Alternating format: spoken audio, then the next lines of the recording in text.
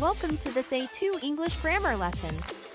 Try turning fast into faster like a grammar master with comparative adjectives. Ready? Let's go! Comparative adjectives are used when we want to say that one thing is more or less of something than another thing. When we want to make a comparative adjective, we usually add er to the end of an adjective that has only one syllable. A syllable is like a beat in a word. For example, the word cat has one syllable, while the word caterpillar has 4 syllables. Let's first look at the adjective fast. So, if we have an adjective like fast, which has only one syllable, we can add er to make it faster.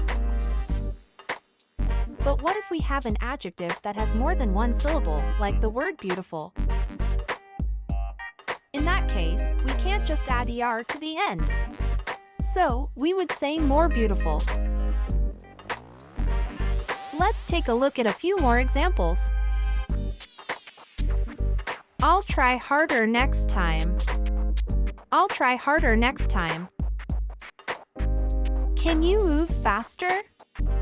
Can you move faster? Bring the bigger box. Bring the bigger box.